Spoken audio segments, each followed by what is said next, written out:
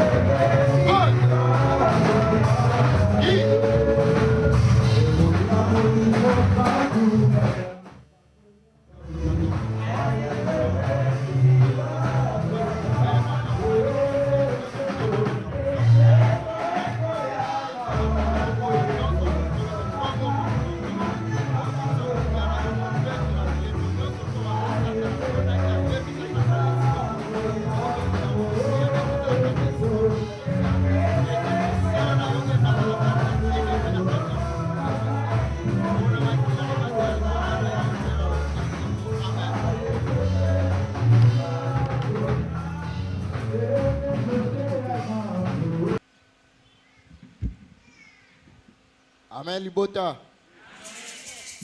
Amen. Amen. Amen. Amen.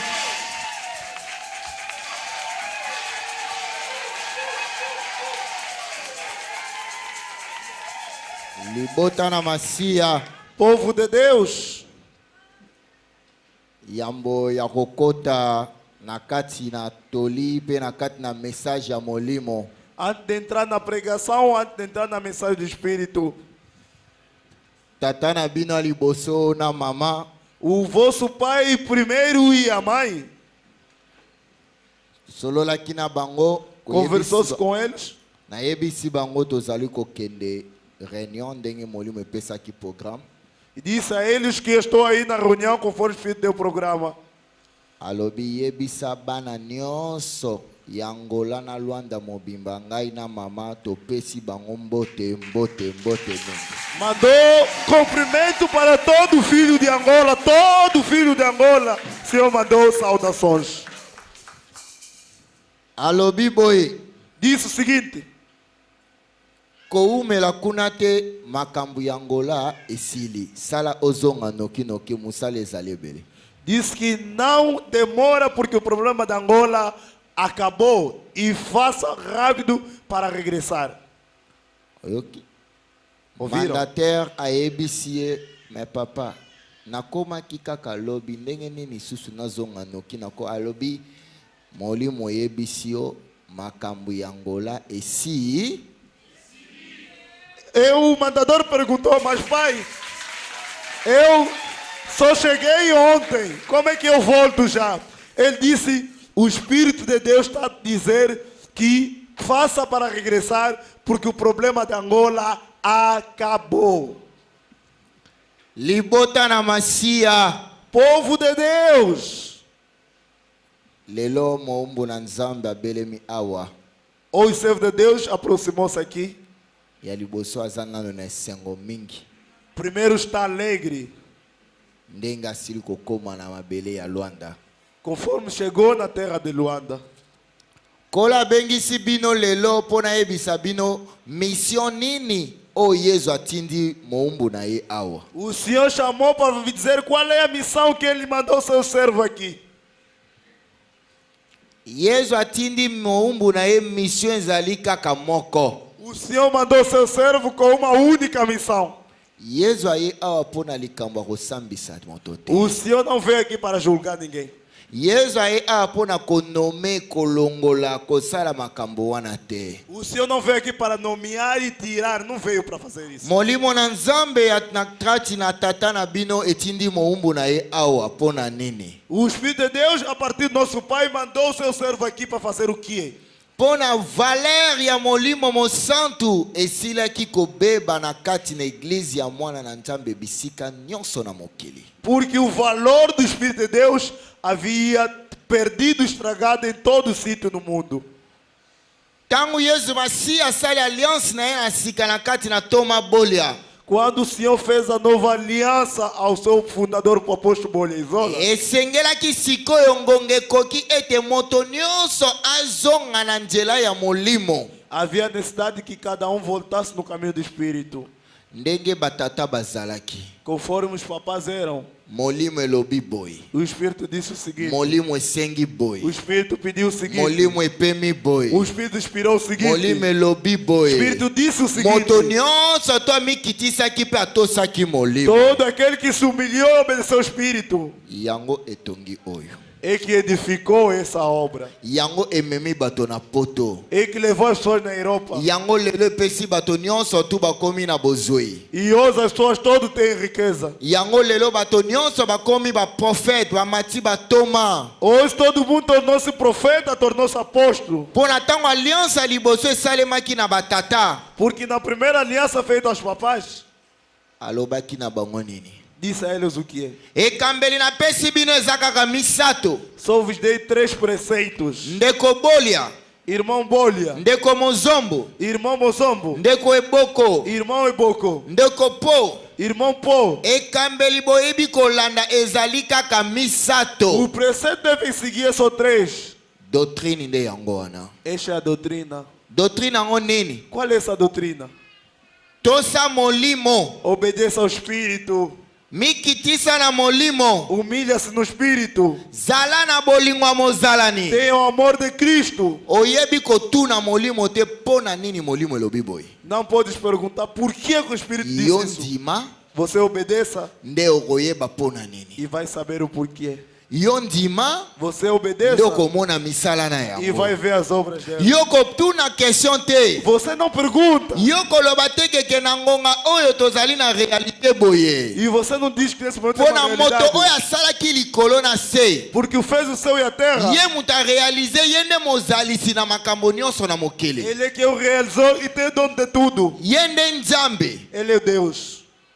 Ye nde Yesu Masia. Ele é o Jesus Messias. Ye nde molimo mosantu. Ele é o Espírito Santo. Bango nde baréalité ya mokili mobimba. Esses é que são a realidade de todo mundo. Bazali kaka baréalité ya Jérusalem te. Não são só a realidade de Jerusalém. Bazali na réalité ya mokili mobimba ya universel mobimba. São na realidade todo mundo, todo o universo. Pona universel lelo ezala. Para que haja universo, Ezali sami nde na liloba na mwana na nzambe. foi criado na palavra do Filho de Deus. Maloba na nzambe nde lobi tika mokili ezala ezali. A palavra de Deus diz: vamos criar um mundo e o mundo Maloba na se criou. nzambe nde lobi tika moto asalema na lolenge na moto pa asalemi. E o mundo, o homem, as palavras, vamos criar o homem foi feito. Maloba na nzambe nde sali ke tika mwasi aya kosunga mobali na ende mwasi asalami na E mokili. as palavras que Deus diz: deixei a mulher para vir ajudar o seu homem. A mulher Maloba foi na feita. nzambe nde mutu etie mwana na kati na libumu lelo mwana botama na kati na E é a mama. palavra de Deus que meteu o filho na barriga para que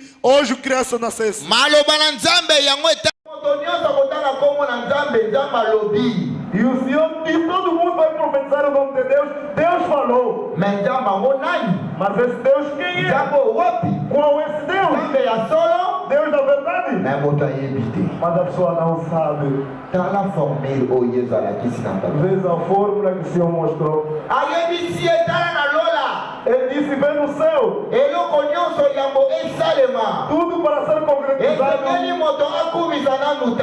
Ele sabe que a pessoa nova primeiro vai começar santo. O Senhor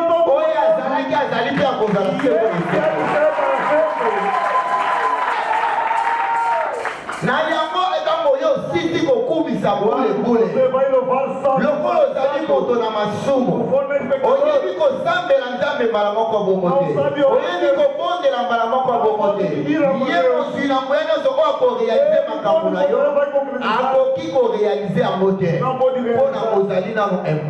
Você é impuro. Por isso fez o quê? Tango yo sisi koloba santo santo santo. Ya yebi ke eloko yo yaki na mokili oyo. Isso que me trouxe nesse mundo. O yaki na mokili oyo pona kokumisa nzambe kosanzo ya na mokona suko zoma wapi. Ele disse que vieste nesse mundo para louvar a Deus e agradecer a muito. Liloba na nzambe lobito luka liboso nini. A palavra que diz primeiro vamos procurar o quê? Boko zina likolo celestial. Yango wana yebisi na toma bolia. Por isso diz apóstolo. Eloko ezali kokanga bango bokonzi na likolo. O que está bloqueando o reino celestial. Ezali milimo mabe oyo Satana tiala kati na mabele oyo. É espírito maligno para destruir. Yango wana nazali kolakisa yo. Na mosapi na nzambe na kobimisa milimo mabe bima mpe bokonzi na nzambe kikeli. Yango wana te? Não é isso? Amen. Amém.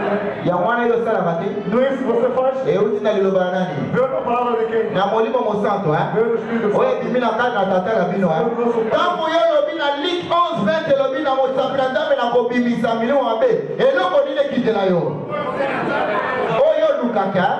Oyo yaki na mopuno zonga likolo, Quando você diz no Lucas 11, em nome do Espírito, vou escutar o Espírito maligno, o que é que você procura? Yango wana te? Não é isso? Tangu webi ke bokonzi na nzambe milimo mbilo ebimi osala nini? Ozongi lisusu yambo opesa rapport na yo. Antes de você dar a sua lokola milimo mabe lobwe. Conforme o Espírito maligno saiu, ozonga susu bule bule. Ele sabe voltar mais santo. E era aí que ia devir. Yango wana yo fuka meu E você ajoelhou e começou a agradecer.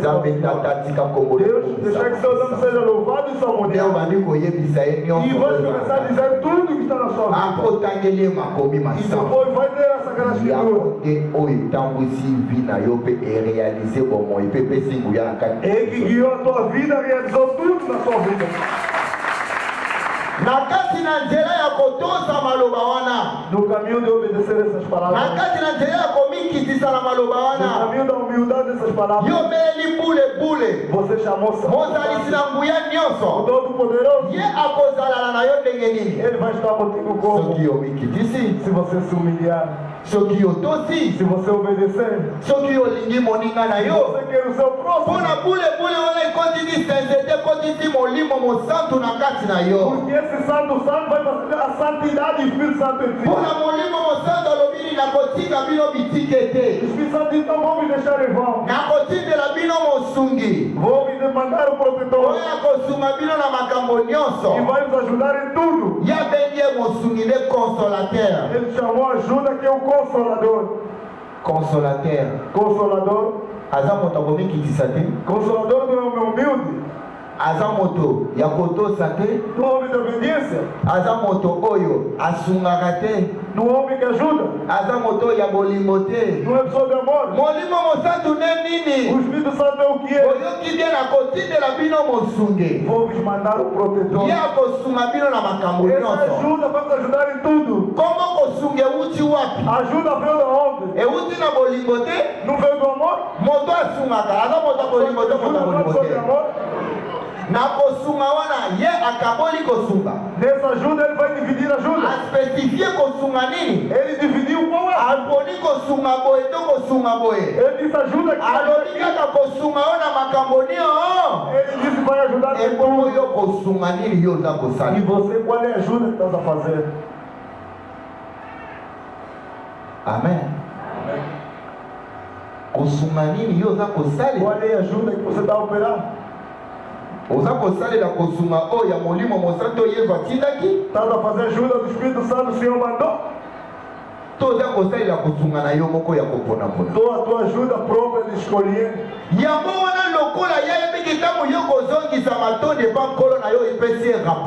E ele sabe conforme você agradecer e vai dar o seu. Ele sabe que mandou ajuda ao Espírito Santo.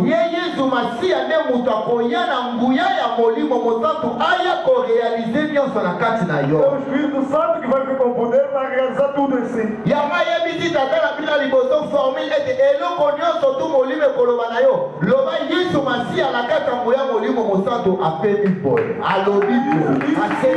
É tudo que vai inspirar isso. Que o Senhor dentro do Espírito Santo disse o seguinte, inspirou o seguinte.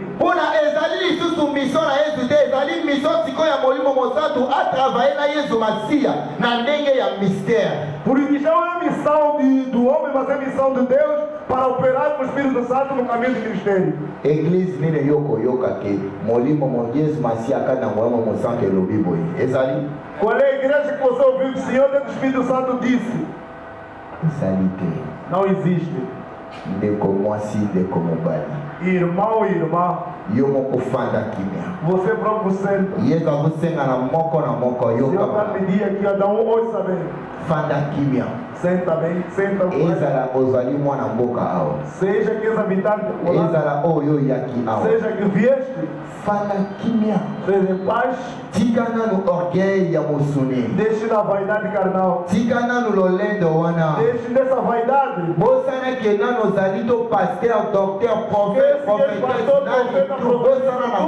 Esquece tudo. Esteja em paz. Senhor deu 5 segundos. Pensa conforme você veio nessa igreja.